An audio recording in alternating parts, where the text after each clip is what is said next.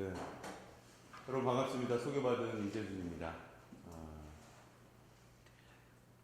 오늘은 제가 여러분들하고 만난 화두를 조경계획과 도시계획의 경험과 또 비전 이런 내용을 했습니다. 그냥 소통을 하기 위한 도구지 이게 꼭 무슨 여러분들 지식 전달하기 위한 내용은 크게 없습니다. 그동안 제가 살아왔던 조경가로서 혹은 또 도시 설계가로서 도시계획가로서 살아왔던 경험을 좀 같이 나누고자 하는 의미입니다. 자, 앞으로 그러면 우리가 미래 비전으로 어떻게 할까 몇 가지만 얘기하고 정리하고 끝내겠습니다. 미래에 즉 여러 가지 트렌드가 있는데요. 뭐 정치의 다각화, 저출산, 고령화, 기후변화, 또 4차 산업혁명 같은 여러 가지 과학기술 융복합, 경제도 글로벌화되는 이런 여러 가지 화두가 있는데요. 세 가지를 제가 여러분들께 좀 제안하고 싶습니다. 하나는 여러분들이 앞으로 활동할 때 이 거버넌스라는 용어를 항상 염두에 둡니다. 지금 공부해 주시면 좋아요. 근데 거버넌스는 공부한다고 사실 되지 않습니다. 이론을 공부하고 주민들과 계속 호흡을 같이 해야 됩니다. 여러 가지 정책 수능의 효과가 있고요. 또 지금은 여러 가지 거버넌스에 대한 저는 뭐 아주대 지난번까지 초빙 교수로 있었는데 거버넌스를 강의를 한 적이 있습니다. 여러 가지 이론도 많이 있고 지금 정착이 많이 되어 있습니다. 민주화 인권이 새롭게 강조돼서 시작한 거고 시민, 정부, 또 민간 기업이 잘 주체인데 결국 시민이 궁극적인 주체입니다. 뭐 원칙들이 이건 공부하시면 되고요. 거버넌스는 세 종류가 있습니다. 느슨한 연계적 거버넌스가 있고요. 상호 토론을 논의 구조로 하는 협력적 거버넌스가 있고 본질적인 것은 제도적 거버넌스라고 생각합니다. 의사결정을 같이 하는 거죠. 여기까지는 의사결정을 안 해요. 참고만 하고 의사결정을 행정이 합니다. 그건 거버넌스가 아닙니다. 본질적인 거버넌스는 참여한 시민들과 행정과 민간 기업이 같이 결정하는 겁니다. 물론 대표자도 있어야 되겠죠. 그게 300명이 됐든 1000명이 됐든 제가 예전에 2002년도에 미국을 뭐 여러 번 갔지만 경실련 활동을 하면서 출장을 한번 간 적이 있어요. 그때 깜짝 보고 놀란 게 Listening to the City입니다. 이건 뭐냐면 월드 트레이드 센터가 쌍둥이 빌딩이 폭파됐잖아요.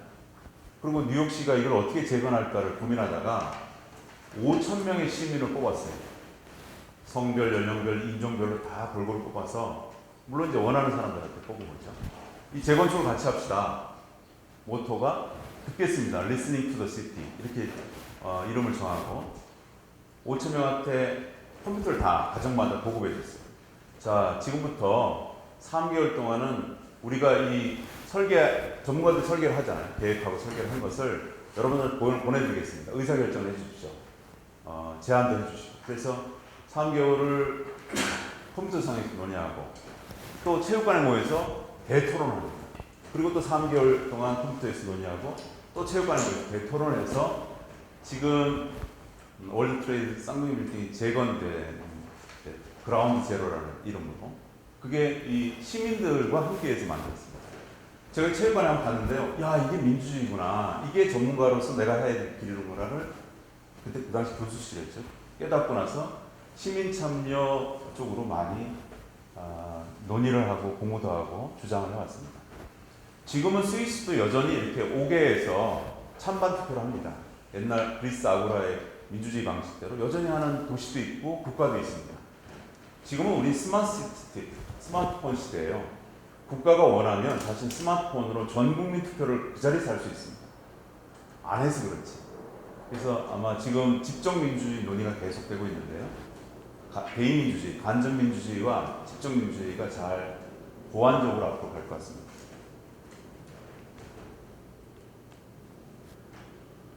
두 번째 화두는 포용 도시입니다. 2016년 UN 해비타트 시티, 저도 여기 있는데요. 전 세계 정상들이 모여서 논의를 했던 그때 화두가 국가 포용 도시입니다. 이게 20년마다 했던 대표적인 회의인데 그 중간중간 2년마다 회의를 다 합니다. 도시에 대한 어젠다 회의를 하는데 1차, 2차, 3차가 가장 대표적인 96년에 했고요. 16년에 했고 76년에 했습니다. 저는 이 두 군데를 가고 앞에 걸 못 갔는데 처음에는 도시에 살고 있는 불황자, 빈민들 위한 적정한 주거에 포커스를 맞췄다가 또 적정한 주거를 위해서는 지속성, 지속 가능한 개발, 이게 주창됐습니다. 여러분, 지속 가능한 용어가 이때부터 3년 전부터 이제 정책화된 거죠. 그 전에 학술적인 논의가 많이 이루어졌다가 정책화된 것은 이때부터고요. 2016년도에 정책적 논의라는 것은 포용국가입니다. 그래서 문재인 정부가 포용국가를 받았습니다. 포용도시를 받았고. 그럼 이게 뭔지 여러분 공부를 하셔야 됩니다. 앞으로 20년 동안 이 주제가 쭉 우리 생활을 지배할 겁니다. 정책 용어로 지배할 겁니다. 이것만 해도 수업을 몇 시간 해야 되는데요. 궁극적인 것은 모두를 위한 도시입니다. 사실 이 용어는 1968년도 프랑스 학생운동에서 시작됐습니다. 모두를 위한 도시가 시작돼서 지금은 이제 전 세계 정책 용어로 된 거죠. 간단하게 얘기하면 이겁니다. 소수를 보호하자. 아까 제가 국리주의와 민주주의가 여러 가지 문제가 있다고 했는데, 그 소수라는 특히 어디냐? 재개발, 재건축에서 쫓겨나는 빈민들. 이제 더 이상 갈 데가 없어서 저 시골로 쫓겨나집니다. 이런 사람들을 위한 도시가 되어야 된다. 이제 인류가, 물론 아직도 굶는 사람들이 있지만, 전 세계적으로 보면은 보편적으로 성장을 했습니다. 이 성장 시대, 우리도 소득이 3만 불 정도가 됐는데요. 3만 불 시대에서는 약자를 생각해야 된다라는 게 포용국가, 포용도시입니다. 그래서 제가 우리 이 계획 설계 용어로 치환을 하면 두 가지가 있는데요. 공정한 자원 배분을 하려면 이런 정도로 해야 된다. 거기에 녹색 공간도 있습니다. 생태계도 있고요. 중요하게 생물 다양성도 있고요. 이런 여러 가지를 배분을 정확하게 해야 되고, 또 하나는 의사결정 과정에 시민들이 참여해야 된다. 이 두 가지가 포용국가, 포용도시의 핵심이다라고 주장하고 있습니다. 여기 마을 만들기 도시에 들어가는 거죠. 자, 그 다음 세 번째 화두는 스마트시티입니다. 저는 학자로서는 친환경 도시계획 단지, 또 저탄소 도시계획 단지 설계를 연구하고, 지금은 이제 뭘 연구하세요? 그러면 스마트시티를 연구하고 있습니다라고 하는데, 실제 계획과 설계가로서 서울 마곡지구, 혹시 마곡지 사는 사람 없어요? 마곡 120만 평의 총괄 계획가입니다. 지금 서울시로부터 위촉을 받아서 거기에 스마트시티를 어떻게 넣을까를 많이 고민하고요. 실제 집행을 하고 있고, 유엔 헤비타트하고 저는 많은 관계가 있는데, 수원시에 유엔 헤비타트 스마트시티 대학을 설립하고 있습니다. 지금. 조만간 아까 그 컨벤션 센터 새로 만든 데다가 교수님들도 좀 참여하시면 좋겠는데, 제3지대 동남아나 아프리카에 우리가 갖고 있는 스마트시티 기술을 궁극적으로는 전파하는 거죠. 그 전파 속에 산업이 딸려 들어가는 거죠. 수출도 같이 하겠다라는 생각을 하고 있습니다. 스마트시티도 여러 가지 이야기할 게 있는데요. 제가 생각하는 스마트시티는 두 가지가 있습니다. 기술 중심이냐 사람 중심이냐인데, 지금 모든 논의는 기술 중심으로 가고 있습니다. 기술이 어떻다 저떻다 그러는데, 이것도 중요하지만 사람 중심의 스마트시티가 더 중요하다. 마곡에서는 이렇게 주장하고 있고요. 그걸 지금 찾아가려고 하고 있습니다. 사람 중심으로 하려면 여러 가지 방법이 있는데 좀 넘어가겠습니다. 길어집니다. 마지막으로 이 두 도시 이야기를 하고 끝내겠습니다. 전 세계에 지금 가장 멋진 도시가 어디입니까? 라고 이야기를 하면 저는 이 두 도시를 들고 싶어요. 미래의 도시. 하나는 아랍에미레이트의 마스다라는 도시입니다. 저는 학자 때 이걸 계획하고 설계할 때부터 쫓아다녔어요. 영국도 가고, 영국에서 계획 설계를 하고 있고요. 아랍에미레이트 지금 만들고 있는데 현장도 여러 번 방문하고 조만간 또 가게 될 것 같습니다. 두 정방형의 사막에다가 이 두 도시를 만드는데, 이 안에는 이렇게 순환되는 도로 외에는 안에 차를 들어갈 수 없습니다. 전기차 1인용, 또 세그웨어 이거 외에는 들어갈 수가 없고, 에너지는 모두 바깥에 있는 태양열 지별판인데요. 지별판에서 다 에너지를 100%, 아니면 중수 시스템, 쓰레기 처리 시스템, 우리가 생각하는 교과서에 나오는 것을 그대로 재현하는 것입니다. 많은 세계의 기업과 MIT 등의 인재들이 여기를 지금 만들고 있어요. 대표적인 도시고요. 여러분도 한번 방문했으면 좋겠습니다. 두바이에서 아랍에미리트까지 얼마 안 걸릴까요? 또 하나는 쿠웨이트의 압둘라라는 도시인데 이건 우리가 만드는 도시입니다. 쿠웨이트는 결혼을 하면 무조건 국가가 주택을 제도적으로 주게끔 돼 있습니다. 그것도 양질의 주택을.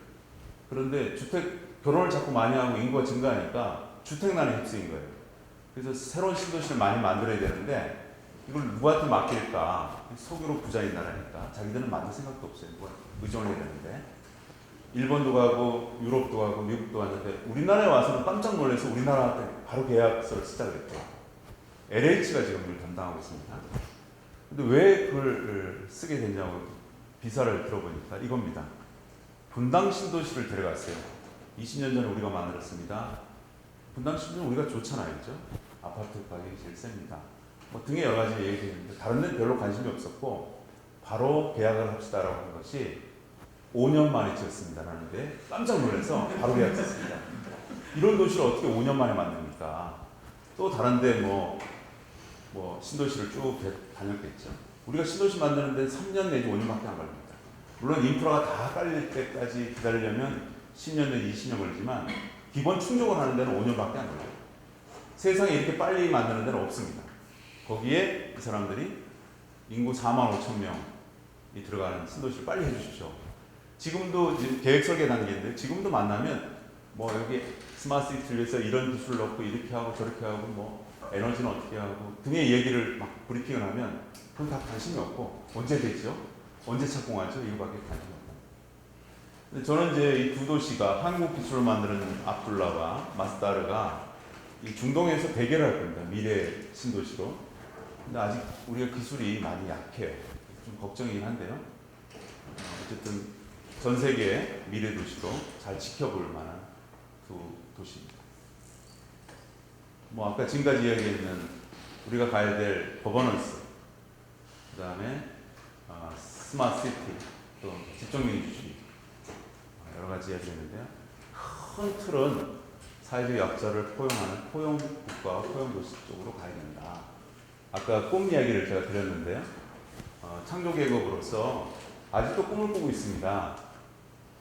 지금은 학자 20년의 경험, 그 전에 교수되기 전에는 연구소 생활, 주택연구소에 7년 있었는데요. 학자 20년에 또 행정가 5년, 지금은 정치인으로서의 꿈을 또 가지고 있습니다.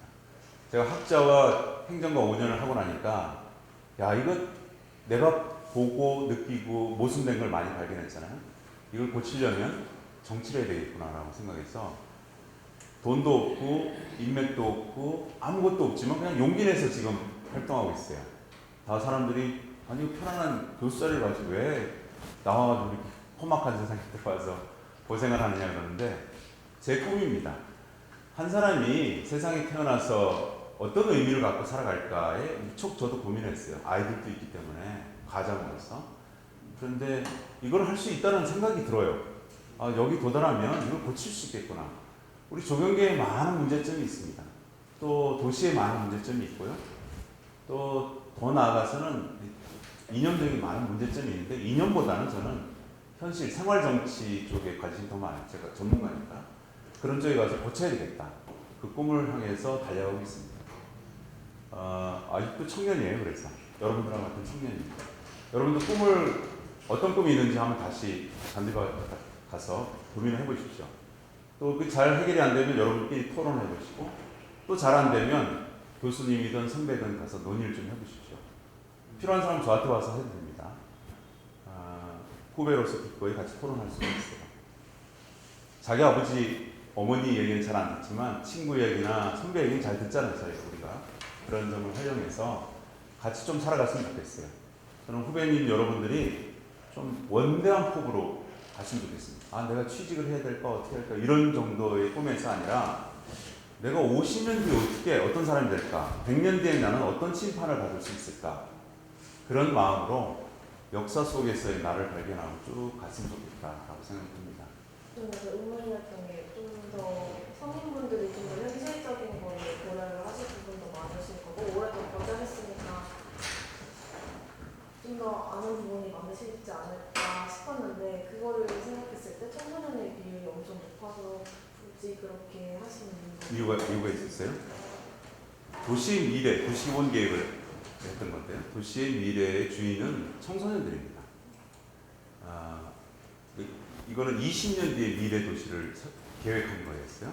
처음에 우리가 도시 시민계획단이 한 것은. 그래서 청소년이 들어와서 미래의 논의를 같이 했으면 좋겠다. 주역들이. 근데 놀라운 일이 있었어요.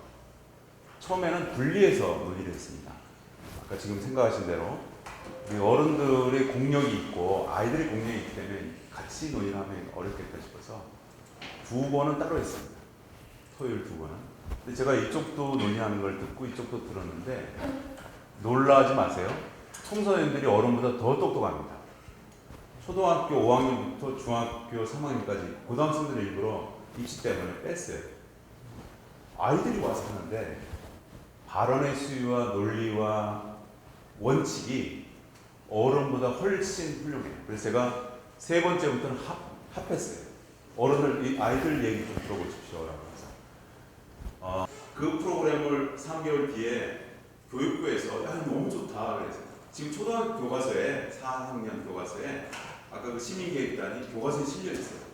지자체 사례를 전혀 안 쓰있습니다. 교과서에는 우수 사례로 실었고요. 그런 프로그램이 UN 해비타트 대상을 제가 아까 저 사진이 하나 있었는데 승려가 했었는데 대상을 받을 정도로 굉장히 각광을 받았습니다.